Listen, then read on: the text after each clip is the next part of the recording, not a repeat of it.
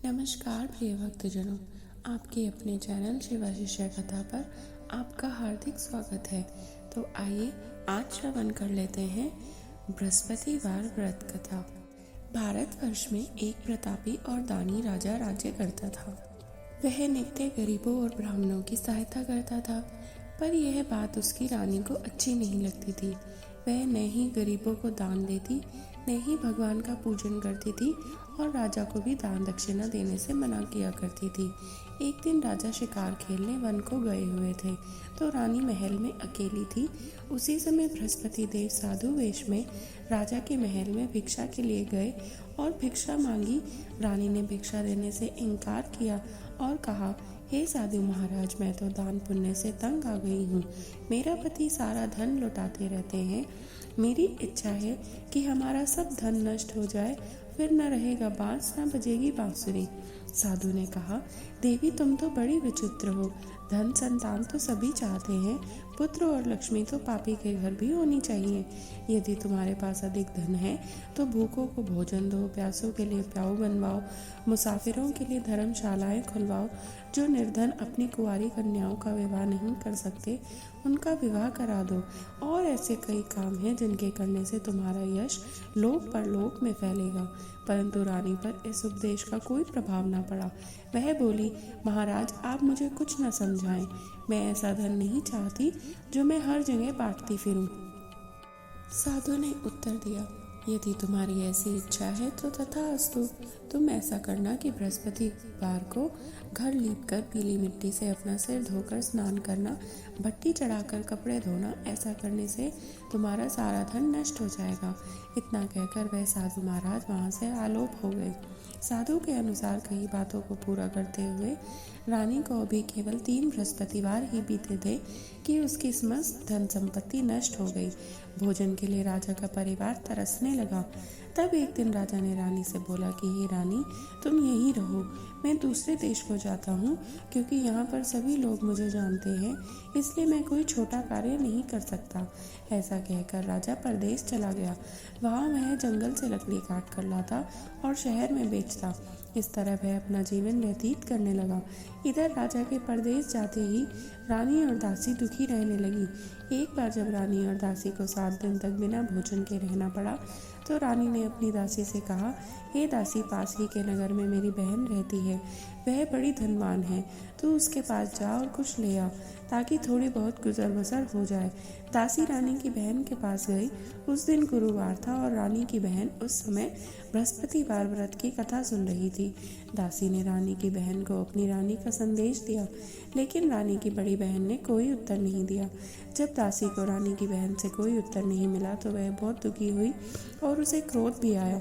दासी ने वापस आकर रानी को सारी बात बता दी। सुनकर रानी ने अपने भाग्य को कोसा। उधर रानी की बहन ने सोचा कि मेरी बहन की दासी आई थी, परंतु मैं उससे कुछ नहीं बोली, इससे वह बहुत दुखी हुई होगी।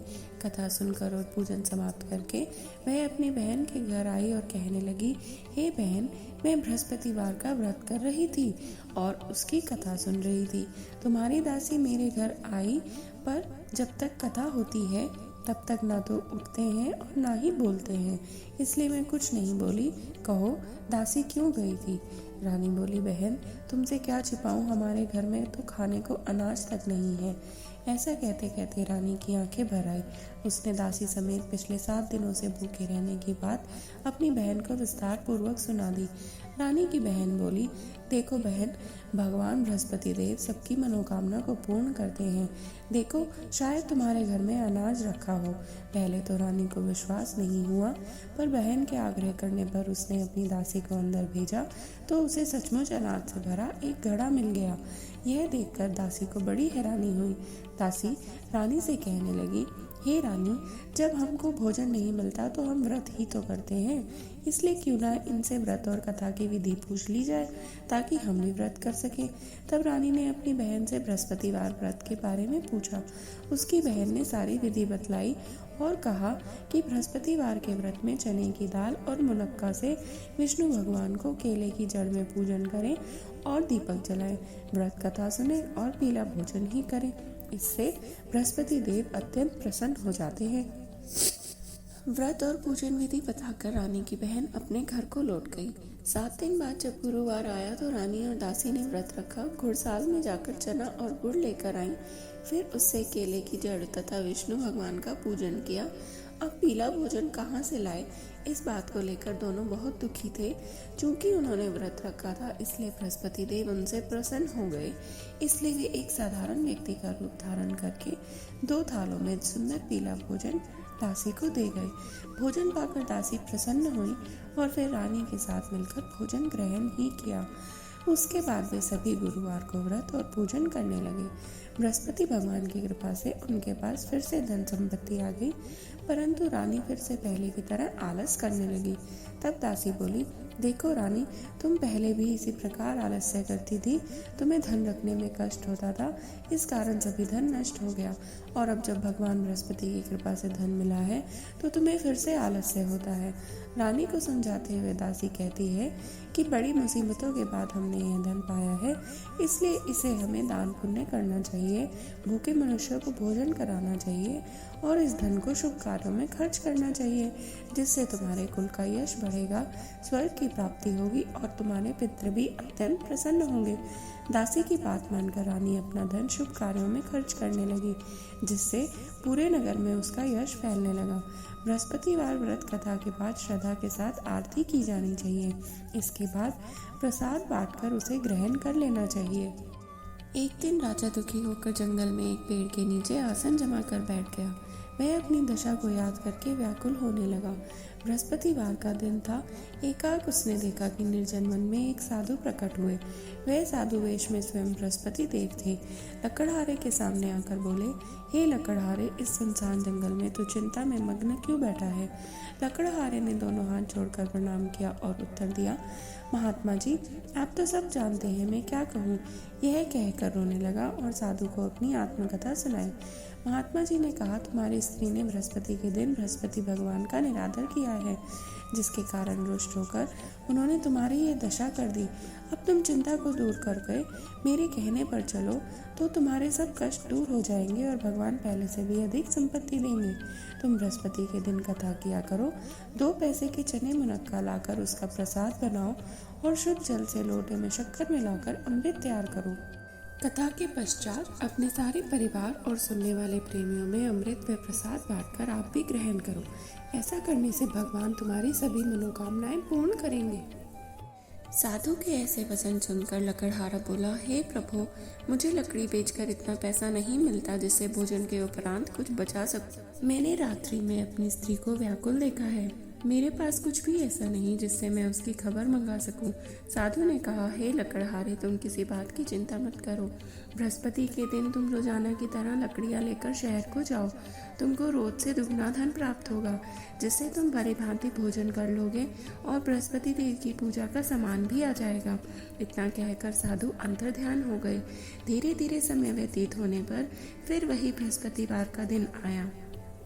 लकड़हारा जंगल से लकड़ी काटकर किसी शहर में बेचने गया। उसे उस दिन और दिन से अधिक पैसा मिला। राजा ने चना गुड़ आदि लाकर गुरुवार का व्रत किया। उस दिन से उसके सभी कलेश दूर हो गए, परंतु जब दोबारा गुरुवार का दिन आया तो वह बृहस्पतिवार का व्रत करना भूल गया। इस कारण बृहस्पति देव भगवान नाराज हो गए। उस दिन उस नगर के राजा ने विशाल यज्ञ का आयोजन किया था और शहर में यह घोषणा करा दी थी कि कोई भी मनुष्य अपने घर में भोजन न बनावे, न आग जलावे, समस्त जनता मेरे यहाँ भोजन करने आवे। इस आज्ञा को जो न मानेगा उसे फांसी की सजा दी जाएगी। इस तरह की घोषणा संपूर्ण नगर में करवा दी गई।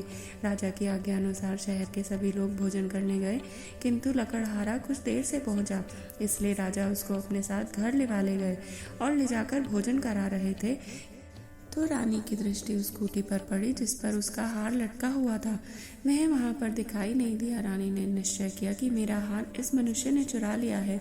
उसी समय सिपाहियों को बुलाकर उसको कारागार में डलवा दिया गया। जब लकड़हारा कारागार में पड़ गया और बहुत दुखी होकर विचार करने लगा कि न जाने कौन से पूर्व जन्म के कर्म से मुझे यह दुख प्राप्त हुआ है, और उसी साधु को याद करने लगा जो जंगल में मिला था। उसी समय तत्काल बृहस्पति देव साधु के रूप में प्रकट हुए और उसकी दशा को देखकर कहने लगे, लगे, अरे मूर्ख, तूने बृहस्पति देव की कथा नहीं करी, इस कारण तुझे दुख प्राप्त हुआ है।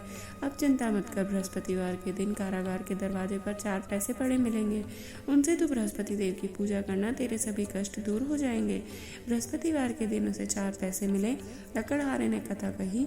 उसी रात्रि को बृहस्पति देव ने उस नगर के राजा को स्वप्न में कहा, हे राजा, तुमने जिस आदमी को कारागार में बंद कर दिया है वह निर्दोष है, वह राजा है, उसे छोड़ देना।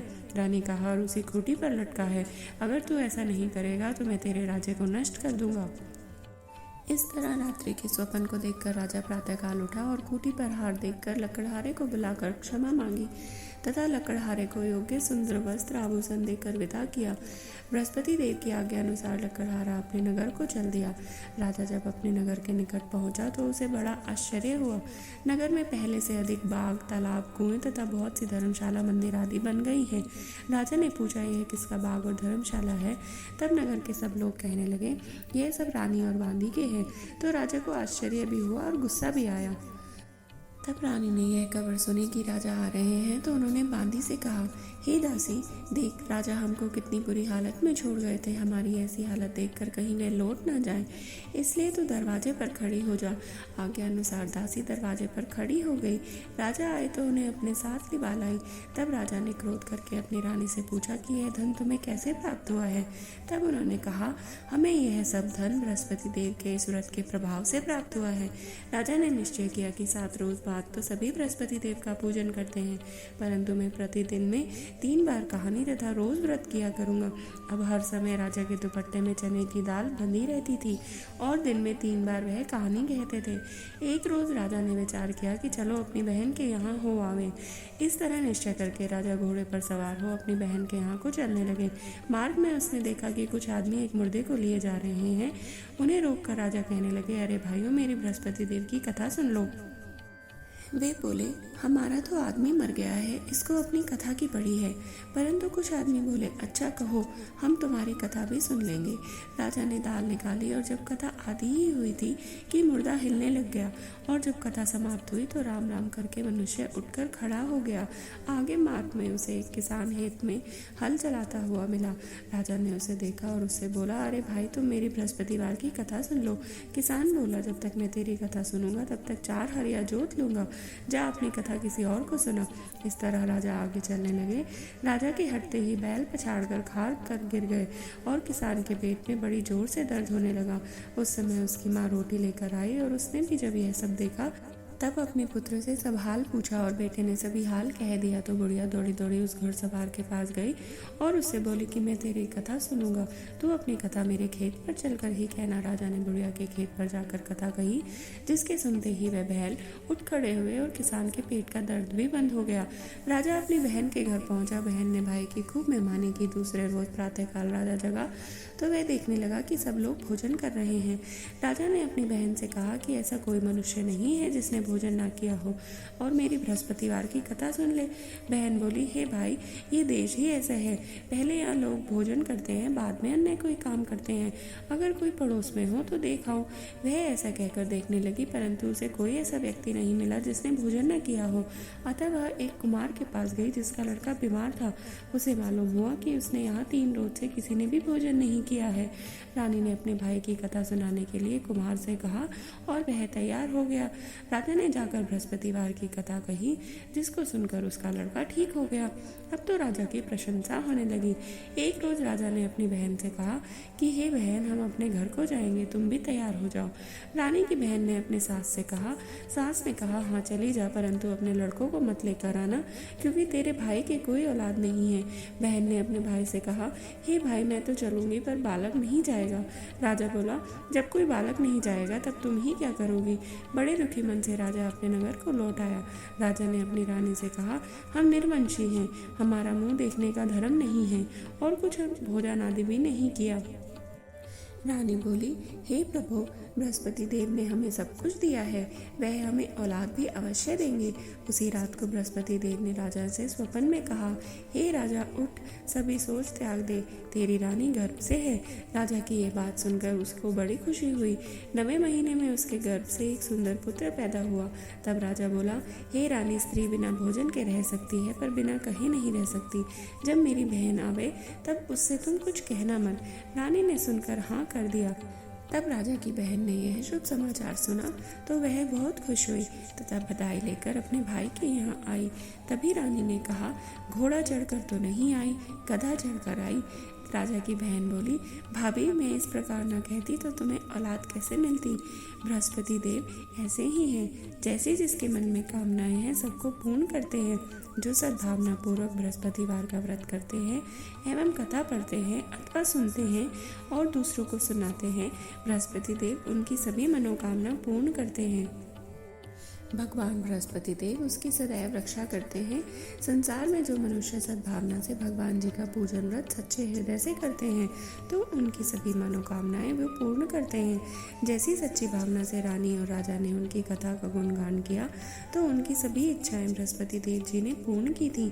इसलिए इस पूर्ण कथा को सुनने के बाद प्रसाद खाकर ही जाना चाहिए। हृदय से उसका मनन करते हुए जयकारा बोलना चाहिए।